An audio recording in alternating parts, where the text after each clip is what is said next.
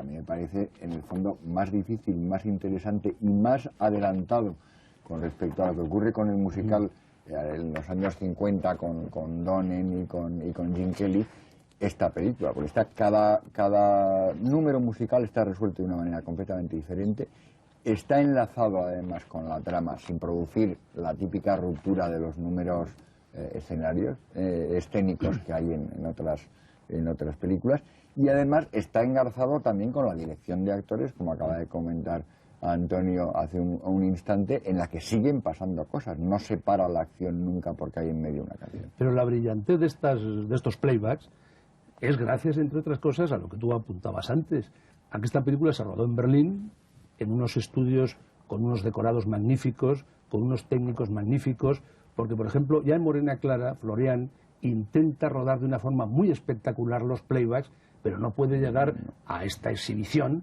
porque le faltan medios, le faltan grúas, le faltan traveling. Y esta película, como sabéis, y si no, vamos, sobre todo los espectadores, algunos no lo saben, se hizo por invitación personal de Hitler. Hitler, que era un gran admirador de Imperio Argentina, a la que había visto en La hermana de San Sulpicio, invitó personalmente a Imperio Argentina y a Florian Rey a rodar en Berlín una versión de Lola Montes. No. Creo que fue de Lola. Me parece que hay una intervención de dos altos y nefastos jerarcas de aquel régimen, del propio Adolfo Hitler y Goebbels. Es decir, parece ser que sí es cierto que Nobleza Baturra incluso cuentan o he leído alguna parte que Hitler tenía tal admiración por la película, y sospecho que por Imperio Argentina, que vio 24 veces Nobleza Baturra, que ya es ver veces. Entonces, por supuesto, a lo mejor el primer tirón dijo, bueno, pues que venga esta españolita, pero quien la recibió como ministro de propaganda debió ser Goebbels. Entonces Goebbels, que era nadie lo ha negado, pero la invitación fue personal. Pero era más satánico, pero quiso, es decir, yo no sé si, me imagino lo sabéis, pero a lo mejor no lo saben los que nos están oyendo, quiso Goebbels meter un poco su cuña e imponer Lola Montes, pero una Lola Montes de estas características, es decir, que la Lola Montes, que luego hizo Ufo maravillosamente, quería ser una agitadora nazi. Y una belicista, en la época nazi, porque naturalmente la película hay que leerla en situación, y Goebbels sabía perfectamente que los planes hitlerianos eran de expansión y de guerra y de exterminio, naturalmente. Y entonces parece ser que Florian, lo que cuenta Florian en una entrevista, y ella misma decir que se plantaron, es decir, ante tal delirio se plantaron. Y entonces parece ser que tiene razón, Hitler fue diciendo, bueno, pues que se haga una carne. No, bueno, es que es lo mismo. Hitler invitó a estos a hacer una película. Sí. Goebbels quería que fuera Lola Montes. Sí. Y Florian dijo que lo que hacían era Carmen. Carmen, claro. Y al final se aceptó. Claro.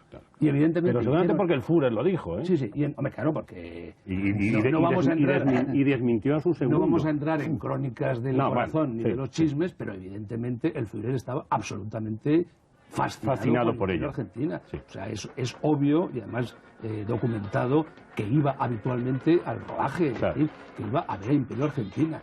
Imperio siempre ha negado que hubiera ningún tipo de relación más que la pura admiración con Hitler, pero evidentemente esta película se hizo con todos los medios, claro, y con todas las posibilidades porque estaba bendecida y amparada por Hitler y por Goebbels. Y gracias a eso, y volvemos a y gracias a eso, y volvemos ya a la película, claro, evidentemente se pudieron hacer esos decorados. Y además hay una anécdota curiosa que mucha gente no sabe. Hitler quitó la prohibición que había en Alemania de las corridas de toros para que se pudiera rodar una corrida de toros de Carmen la de Triana, que estaban prohibidas.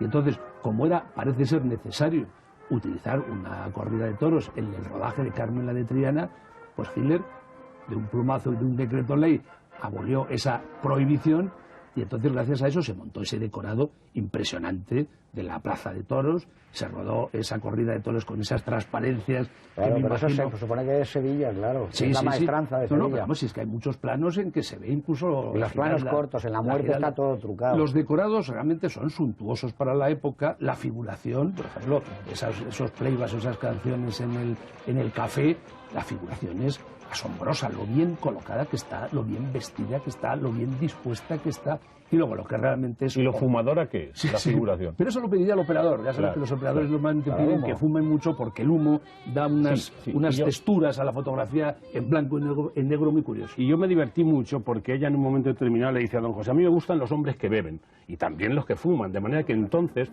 como dato anecdótico y sociológico, es decir, lo que estaba, igual que ahora, está mal.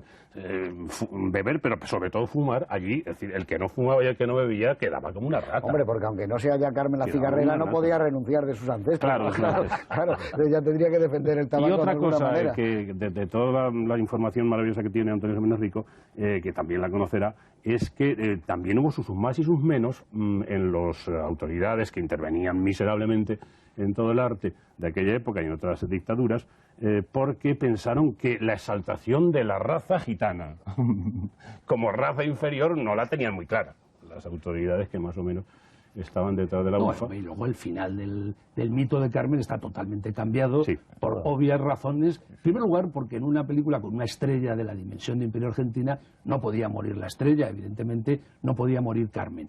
Y luego había que haber una especie de reconversión del militar hacia el sentimiento del deber, y al final pues encuentran un final muy curioso, que el uno muere por amor y el otro muere... También por amor, por recoger la flor de ella. Es terrible, eso es lo que tú has apuntado. Con eso le dan la razón al temor de dar mala suerte de Carmen y convierte en una justificación de la superstición, cosa que tampoco en teoría parece muy acorde con los cánones, pero luego parece ser que Hitler era un señor que consultaba astrólogos, etcétera. O sea que al final ese fatalismo de que efectivamente sin querer resulta fatal para ambos, sin necesidad de que nadie la mate a ella. Porque lo que es curioso es que en los títulos de la película, como habéis visto, no está acreditado ningún guionista.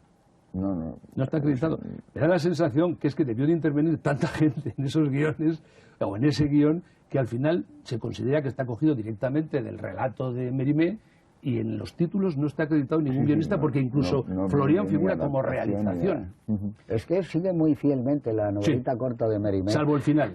Salvo el final, por supuesto. Lo cambia totalmente, claro, pero lo demás es muy fiel. Cuando ellos se quedan solos, ahí pone en Mérimée, dice, apaga la luz de la vela, y todo eso es muy parecido. Por cierto, esa secuencia, no sé a vosotros, la maravillosa donde se cambia de ropa ella, y él lo está viendo con el reflejo del espejo, que es de una sensualidad asombrosa, a mí me recuerda a la escena de Mamulian de Cristina de Suecia, cuando van recorriendo lo de la posada. Yo no sé si ya Florian, que era un muy cinéfilo y que le gustaba muchísimo, pero ojo, tiene mucho que esa escena que tú dices y que decimos todos, que es la escena cumbre de la película, empieza con otro plano que es de la misma categoría, que es la escalera. Sí, claro. Cómo es la subida por esa escalera. Como Greta Garbo subía. En que hay una pequeña parada en el segundo, en que ya realmente los dos, sin decirse nada, ya intuyen esa especie de atracción feroz que... ¿Vas a decir atracción fantástica? No, feroz, que tienen entre ellos, y los dos van subiendo por esa escalera ya resignados a vivir una apasionada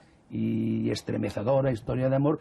Y a mí me parece que ese plano de la escalera es hermoso, ¿eh? Hombre, pero es que luego, cuando ella se quita la ropa y hay ese amago de salir, se abre la puerta sola se cierra, y luego viene el beso que tú dices que le da ella a él, que es un beso asombroso con la música de la trompeta, y luego funde en negro. Ese es un momento antológico, o sea, es el de un realizador, pues del tipo de Max Ophuls. Y no solo el fundido en negro, la elipsis. Y bueno, claro, luego ya está la elipsis. Es que con esse fundido en negro muy largo, hay una elipsis de todo lo que ha pasado, y ya empezamos con el plano de otra secuencia admirable. La degradación. El honor del capitán Lex. Los tambores, en que ya sabemos todo lo que ha pasado, todo lo que le ha ocurrido a este hombre, y que ha perdido su carrera por seguir la pasión desordenada. Luego hay un momento cuando él está febril... Es una cosa que puedes hacer ese tipo de elipsis muy bien en algo que es un mito y que puedes suponer que todos los espectadores conocen. Claro, que es una ventaja. Pero Miguel, de todas formas, aunque no lo supieran, está claro que después de ese beso, de esa pasión, ese fundido en negro ya te está insinuando todo lo que ha pasado. Hombre, claro, pero luego hay falta. Pero no solo queda en eso el beso, porque hay una escena cuando él sube por los riscos, Rafael Ribelles. Y entonces hay un plano de los dos, un plano medio de los dos, que acaba con otro beso asombroso. Esa es una secuencia de una modernidad. Es una especie de Romeo y Julieta, él subiendo, reptando por la... Pero hay cosas que se le nota a la cinefilia, por ejemplo, cuando él está febril y viene como a recordar un poco lo que ha sido su carrera. Eso sabe el Cans. Cuando van en primer término esos encadenados, los soldados, tiene mucho de... Pero yo creo que todas esas escenas y todos esos besos, insisto, sin entrar en la crónica del cotilleo, se nota mucho la química que había entre Rafael Ribelles e Imperio Argentina.